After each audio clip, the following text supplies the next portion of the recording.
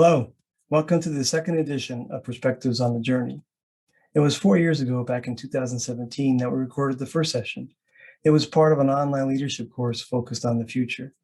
Three very distinct aspects of that future. The first is seeing it. Although we can't possibly predict it, we can try to see it at a level that allows action. In historic periods of great invention, the world has always taken two paths. One enhanced society, the other diminished it. It is incumbent upon all leaders to manage the path forward in ways that enhance the society. The second piece of that discussion focused on rehearsing the future. As mentioned, we can't predict it, but we can consistently and iteratively rehearse it in ways that show us or illuminate paths forward. And the third piece of that conversation focused on adapting. The world is shifting very rapidly, and more shifts are on the horizon, the pandemic being a great example of that. How do individuals and organizations adapt in ways that allows resilience and an ability to continue to move forward in the face of all these shifts? It was Hassan El-Buhali, head of technology at the MasterCard Foundation, and Ananth Krishnan, TCS CTO, that joined me for that conversation back then. Actually, Hassan reached out to me several weeks ago and said, our conversation was fascinating. He rewatched it and found that much of what we discussed came to pass. And he thought about reflecting on that dialogue and maybe thinking ahead 4 years and trying to understand what the world would look like in 4 years. And so we decided to bring the band back together. I'm encouraged that Ananth and Hassan were as excited as I am to actually have the conversation again, reflect on the past and think about the future. And so welcome along with me, Hassan and Ananth. So welcome, Hassan and Ananth. It's a pleasure to have you back. I can't wait to have this conversation again. Thank you, Frank. Thank you. So for the audience, if you remember back in 2017, we talked about perspectives on the journey. It was all about the future, where the world was going, and the practical implications of that to organizations. So what we thought we'd do, and Hassan, it was you that mentioned this, is reflect back on that 2017 discussion and then think about what the world would look like in 4 years from now. So Hassan, I wanted to start with you and get your thoughts on, you said it was fascinating to rewatch that video. Tell me what you thought. Yes, thanks, Frank. Thanks for doing this. This is great discussion. And yes, to your point, quick story there. A few months ago, someone reached out with that video that we recorded a few years ago and was asking questions. And actually, I completely forgot that discussion. And I was like, what are you talking about? I don't recall. So he sent me the link to the video. And I took time to re-listen to it so I can get back to his question. And first, I realized that was a really interesting discussion. We covered many grounds, different subjects, from strategy to org structure to the role of digital and AT to how things might change over time. The thing that struck me most while re-listening to the video is that we actually have been conservative, because when you think about it, few years later, most of the stuff we talked about did happen, and actually there is more. Yeah. Ananth, your thoughts on re-looking at that?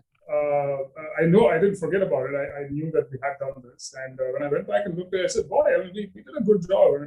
I actually liked watching the whole thing again, listening to us debating all those points. We got, I think, quite a few things right, at least in terms of the approach. And it'd be interesting to see what this edition looks like.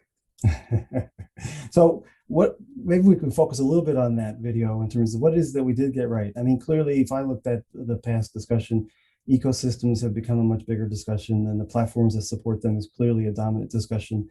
Digital is obvious, although the pandemic may have illuminated some weaknesses in some organizations around digital. What other aspects of agility, IT structure, anything that you can think of that you think we did get really right? I think quite a few things have not changed, at least from what I remember. The broad approach that business leaders and technology leaders need to take in the light of an uncertain world, a volatile world, etc. The way in which to look at agility, you mentioned the portfolio approach to your budgets and trying out new things. The ability for us to lead the business in the art of the possible.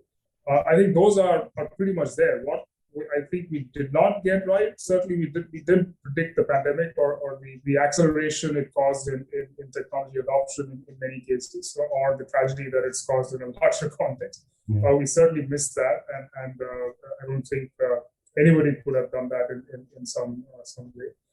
But I think a few of the IT dynamics in large corporations, Hassan from the CIO perspective and I from a CTO perspective, I think we kind of directionally we were right. Yeah, I agree, Anand. I think we got it right directionally clearly on the CIO CTO role within our organization, how it's becoming central and important and all that good stuff.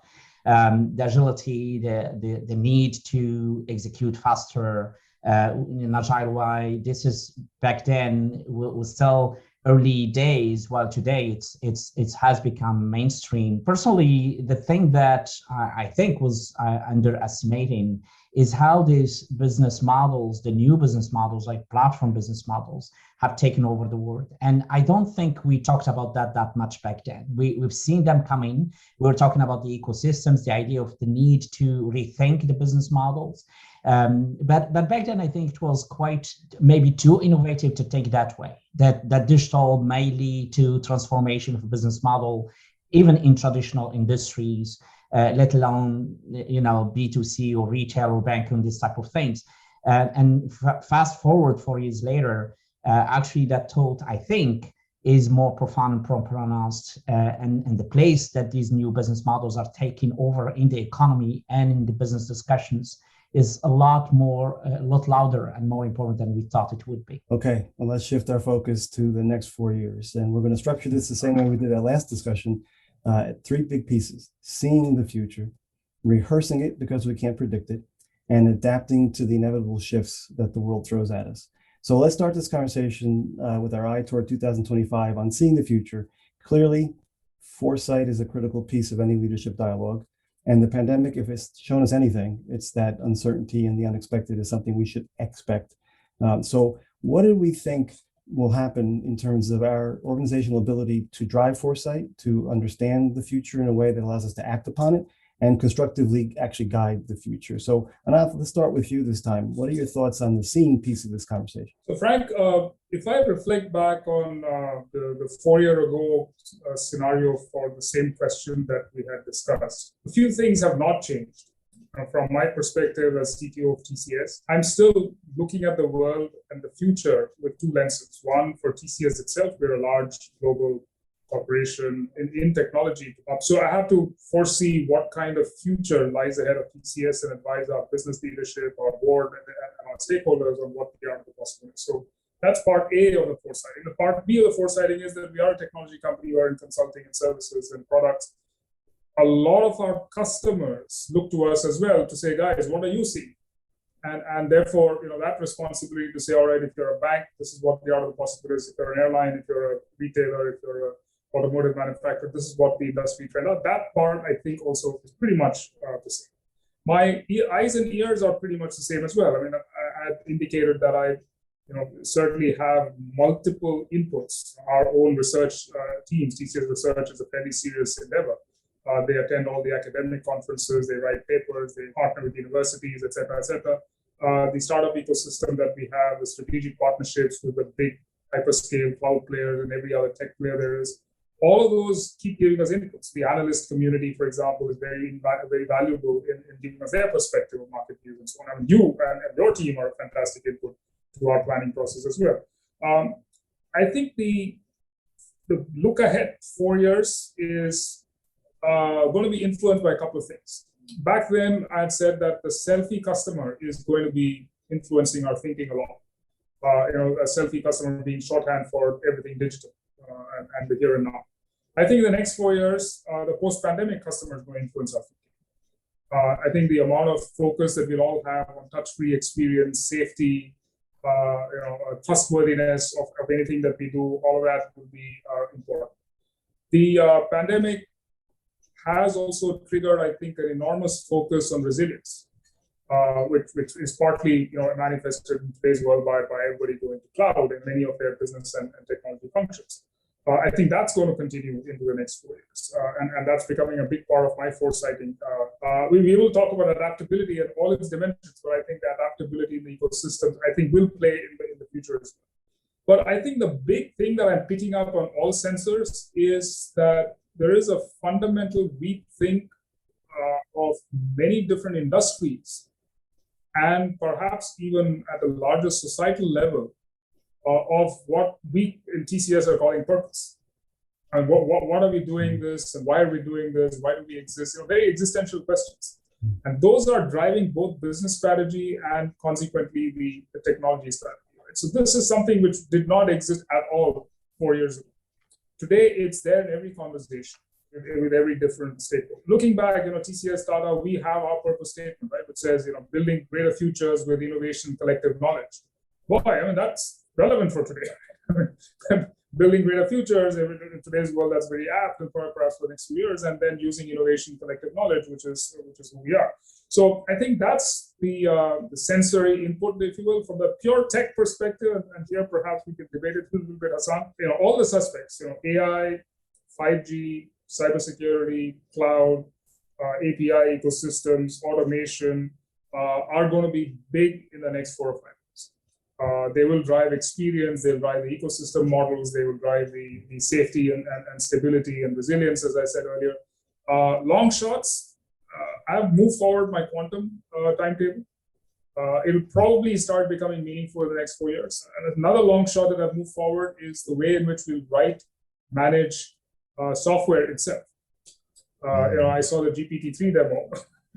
I said, guys, this is going to be meaningful for us in perhaps a faster time frame than we thought earlier. That's what I'm seeing. Great thoughts, Hassan. Your reaction to that and your thoughts.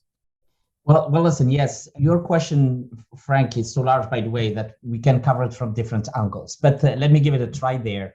Building on what Anand just said, there are a few things that I see as well. And we'll start, maybe surprisingly, with the corporate social responsibility becoming a central theme in everything organizations are doing. And that is, to Anand's point, it's actually questioning the raison d'etre of the organization, why it's there, why the firm exists in the first place, and what's its role within the economy and the society. I think that's super important, and I see it coming as a huge wave that's going to impact the company's strategy at so many levels. The other things that I see coming that will impact a lot of the things we do in business, but now I will give it a technology spin. There are so many things out there, but if I have to choose 3, and I forced myself to choose 3. So I said the first one, I put under the umbrella of hyper-automation of everything, of knowledge work to robotic process automation, of the physical work in the plants, in agriculture, in manufacturing, in fishery, in anything, in any industrial sector. Automation and hyper-automation is something driven through technology, is something that's going to change a lot of things in the way, in the cost structure of companies. And if you're changing your cost structure, so obviously you're going to change your strategy, your operating model, your org structure, et cetera, et cetera. The second element, and to Anand's point, automation isn't touching software itself. Even software is being built in an automatic way in some pieces of it, which is fascinating, by the way. But the second one I see is, what we referred to in the introduction discussion there. It's these new business models, the platforms as a new business model. While now there are a few of them that we all know of, I think that's going to accelerate, and we're going to start seeing platforms everywhere. Platforms taking over and taking parts of the market in various industries. And that will force the incumbents to react. And even those who are retrenching in very protected, regulated industries, I think even those and complex industries with complex supply chain and complex operations that you cannot just set up a plant or a refinery overnight, right? But that too will be impacted by the platforms. As part of that as well is what I call the digital native agile players coming into your industry and taking part of your market share. I see that as a major shift as well that will force us all to rethink the way we run business. The third major thing, and again, I had to force myself to 3, is the agenda items that will be discussed at the board's level. Forget executive level, forget C-level. I'm talking the board's level. I read recently that statistically, when you look at the boards, they're mostly ex-CEOs, ex-COOs, ex-CFOs, a lot of lawyers, a lot of maybe economics, PhD in economics and this type of things. But there are very few boards with digital players, with people who've done all their career in IT, technology, in digital entrepreneurship. And I think that's going to change, and it is going to change the discussion at the board level. For now, the boards, when they talk about digital, even today, I think, they're still talking about it mainly from a risk management, i.e. from cybersecurity perspective. And that's, I think, is not the right way to look at technology at the board level, but rather talk about it from a business model perspective, how we're generating revenues, how we're generating profits, and how digital is transforming our industry boundaries.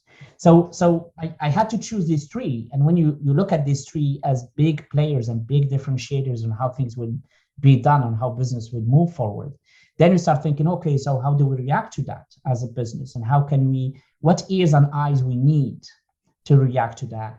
And I've mentioned a few of them.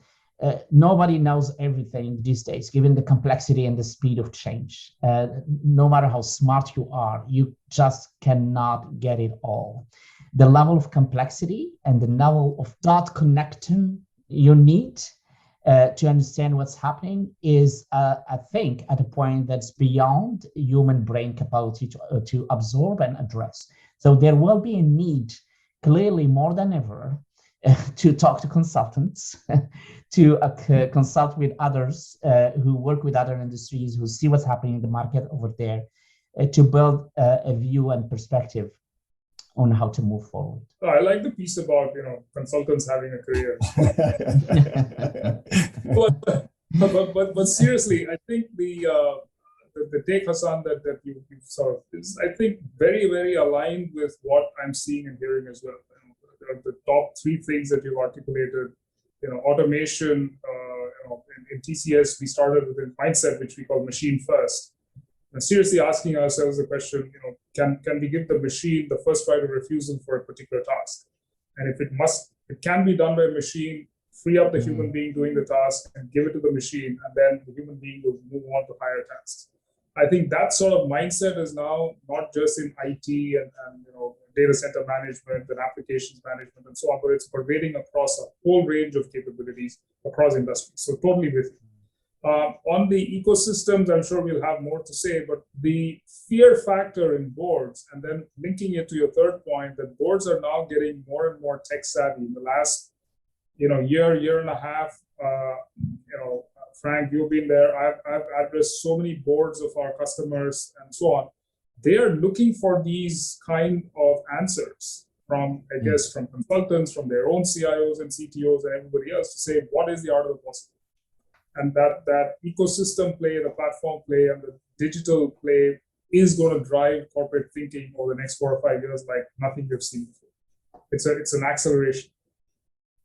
No, I agree with all that. And just to talk about that board piece of this discussion really quickly, the other thing that's happening is activist investors that are now being placed on boards, and linking it back to the purpose conversation, we're seeing that obviously in the oil and gas industry. And I expect to see a lot more of that, right? So just the composition of boards, not just in terms of digital infusion, but also this linkage to the purpose and sustainability and other pieces of the conversation. And the other piece that I really liked that you mentioned, Hassan, was the dot connecting. The system thinking that's required to operate in a world moves this fast, but has so many building blocks that you have to consider. And they're not just science and technology, they're geopolitical, they're economic, they're social. There's just so many different dimensions to consider. So I want to close with that. Thank you both yet again for this great discussion. And I look forward to the next one, Hassan and Anat. Thanks very much. Thank you. Thank you, Frank. Thanks, Anat. Thanks a lot.